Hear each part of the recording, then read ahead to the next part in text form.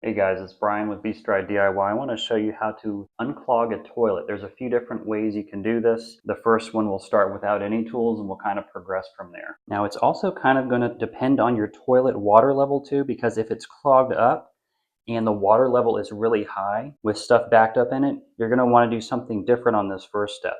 And one thing you can actually do is take this down when you flush it and see if the flapper is coming up and down when you do that. So first thing we'll do, say this is a low volume, say that water level's down here and there's stuff clogged up in it. What we'll do is actually the first thing, we'll actually get some water and try to get that unclogged this way. And you wouldn't even want to attempt this if the water level was high, because it would make a big mess and wouldn't really be effective.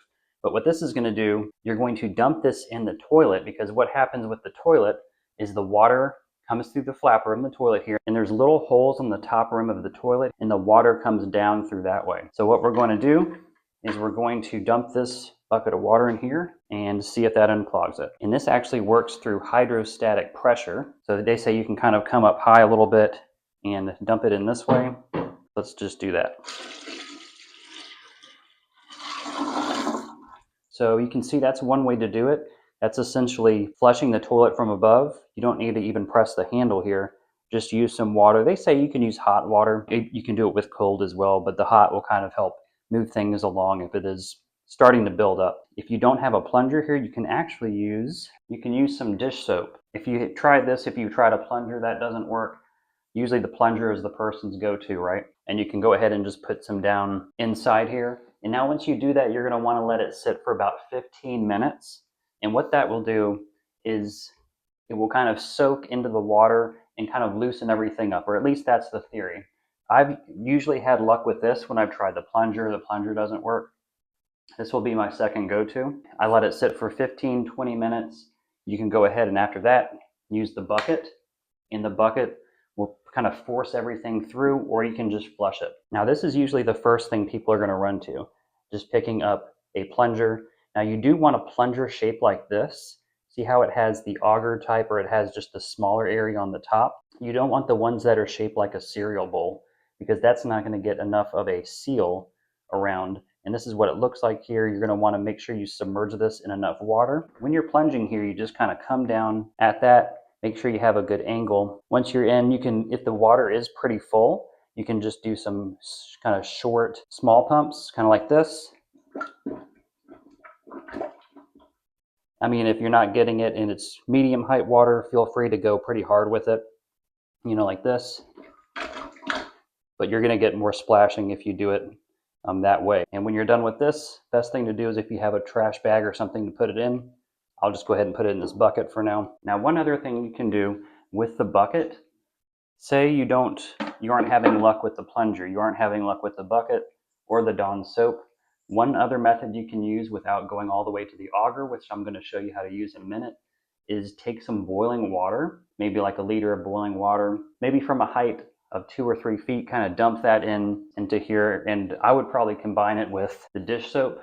Use the dish soap first, then pour a little bit of the boiling water in here. I wouldn't take it right off the stove because I wouldn't want to damage the porcelain necessarily, but you can dump it in maybe after you turn the heat off for a minute, let it sit, and then dump it in. Again, I've had luck with that. This is usually the last resort. This is an auger. You can pick these up from like Home Depot, Lowe's, or whatever for maybe 10 bucks or less than 10 bucks, depending on the type you get. Now, what the end of this one looks like, it has a little tip that looks like this. And generally what this will do is you're going to be twisting it down into the toilet. And this is either going to retrieve something, which is pretty rare, or it's going to push something through. Most of the time, you're just going to be wanting to push something through, which is more than fine. Now, something to keep in mind with this, people are going to say this gets stuck in the toilet. So what you're going to do, how to properly use this, you're going to come in an angle like this, put it down inside the toilet. And again, you can see the angle that I'm putting this down in here. This is going to go into the toilet. And then up top here, you got a handle, and you're going to want to push this in. And with this handle, you're going to rotate this clockwise. So you're going to kind of hold this base here, and then with the handle, kind of clockwise, turn it clockwise while you're pushing down. And now while you're doing this, you're probably going to have to rotate the actual auger itself up and down like this to get through some of the anatomy of the toilet base. And I'll show you a little bit more of that as well. And like I said, you're going to have to move this up and down a little bit to get through the curvature and the anatomy here. So here's what it looks like underneath. This is where it's sitting right now, and it's facing up like this. So that's perfectly fine. You're probably going to hit 3 snags here. So you're going to hit a little snag when it comes up here, and you're going to have to push it, and it's going to, you'll probably a little pop. You don't want to jam it, but you'll want soft pressure. You'll hear a little pop here, and it's going to slide down to here.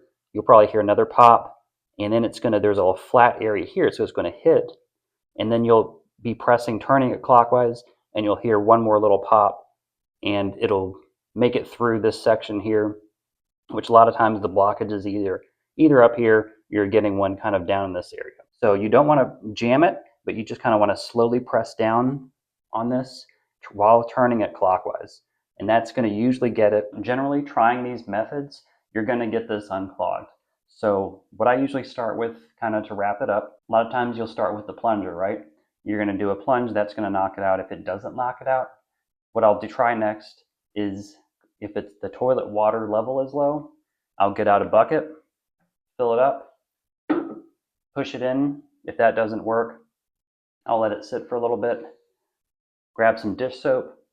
I'll put some dish soap in, let that wait about 15 minutes, maybe 20 minutes, get some hot water.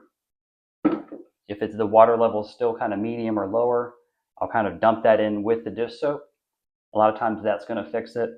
But if that doesn't fix it, I'll come back with the plunger, take this kind of plunger with the curved here, not the cereal bowl type, and kind of press down with that. With this dwelling in the water, with the hot water, that knocks it out, I'd say 95% of the time. Sometimes if someone's flushed something down and that's not going to take care of it, I've had someone, they flushed a whole roll of toilet paper down, then in that case, we've had to use the auger, and that did push it through till the very bottom, and we're able to flush. So I hope this video helped you guys, and if it did, go ahead and leave a like and a comment on it, and check out this next video.